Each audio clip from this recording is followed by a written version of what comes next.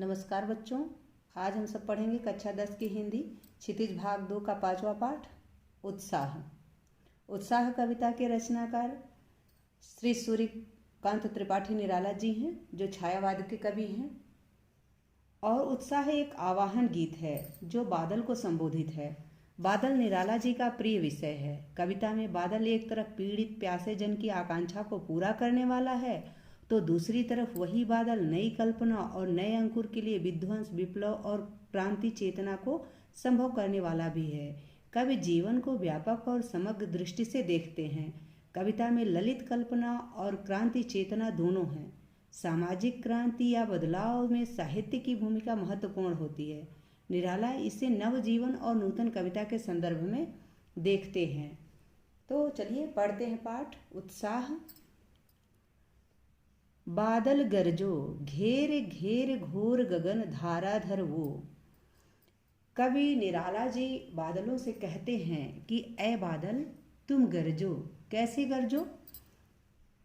घेर घेर घोर गगन, इस गगन को, इस आकाश को घेर करके अपनी घनघोर घटाओं से, घोर मतलब होता है घनी, अपनी घनी घनघोर घटाओं से घेर करके ओ धाराधर, धाराधर मतलब होता है बादल, धारा को धारण करने वाला अर्थात पानी को धारण करने वाला। तो पानी को धारण करने वाला कौन होता है? बादल।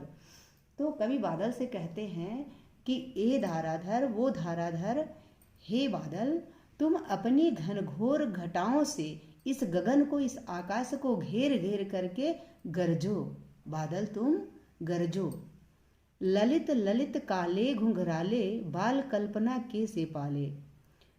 कवि को बादल बहुत अच्छे लग रहे हैं, तो बादलों की प्रशंसा में कवि कह रहे हैं कि ललित ललित काले घुंघराले, आप ए घुंघराले घुंघराले बादल, आप मुझे बच्चों के, छोटे बच्चे के बालों की तरह लग रहे हैं। जब बच्चे छोटे होते हैं तो उनके बाल घुंघराले घुंघराले करली करली से होते हैं और काले काले से भी होते हैं। तो कवि कह रहे हैं कि आप मुझे वैसे ही लग रहे हो, बादल आप मुझे वैसे ही लग रहे हो जैसे कोई छोटा बच्चा हो और उसके घुंघराले घुंघराले से बाल हैं और वो बहुत सुंदर हैं, ललित ललित हैं, सुंदर सुंदर हैं। तो आपके बच्चे के घुंघराले बालों की तरह, सुंदर सुंदर काले काले घुंघराले बालों की तरह आप भी बहुत सुंदर सुंदर हो।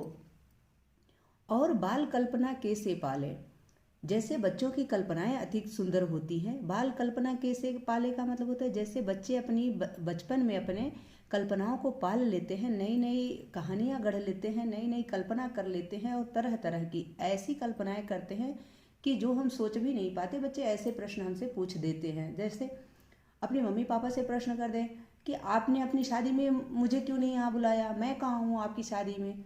तो ये प्रश्न बच्चे ही कर सकते हैं, कोई बड़ा नहीं कर सकता। तो उनकी कल्पना जो होती है अलौकिक होती है, बहुत सुंदर होती है। तो कभी भी बादलों को भी यही कह रहे हैं कि जैसे बच्चों की कल्पना बहुत सुंदर होती है और उनके बाल काले काले घुंघराले सुंदर होते हैं, वैसे ही आप भी बहुत सुंदर सुंदर हो, आप भी बहुत सुंदर लग रहे हो। आगे कवि कहते हैं विद्युत छवि उर में कवि नव जीवन वाले। कवि जो है वो बादलों में सब कुछ देखते हैं, वो सब कुछ तहस नहस कर देने वाले वज्रपात को भी देखते हैं और नए जीवन को प्रदान करने वाले बारिश को भी बादलों में देखते हैं।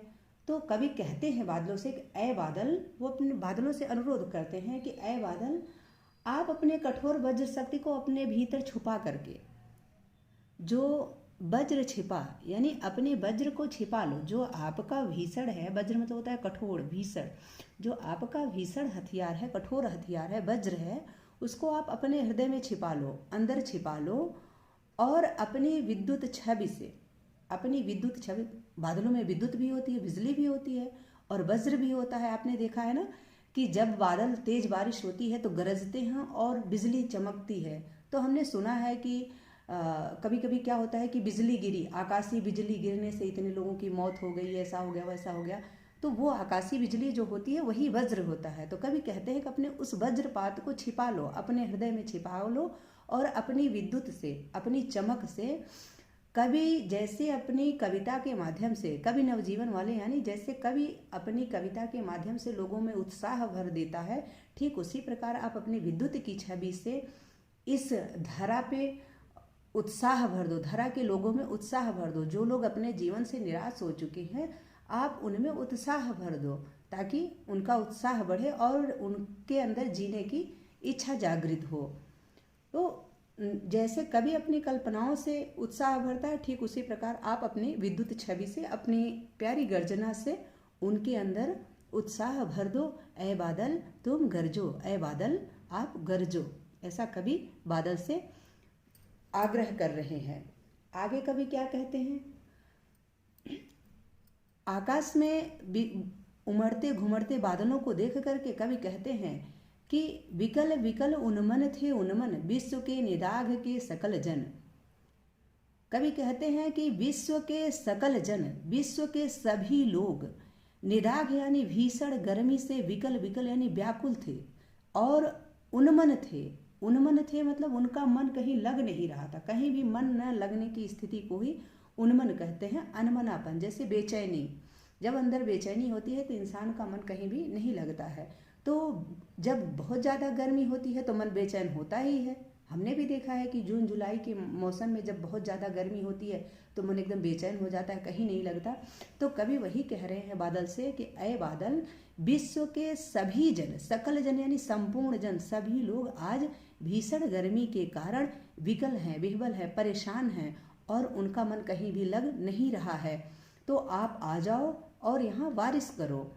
आए अज्ञात दिशा से अनंत के घन, तप्त धरा जल से फिर शीतल कर दो, बादल गरजो।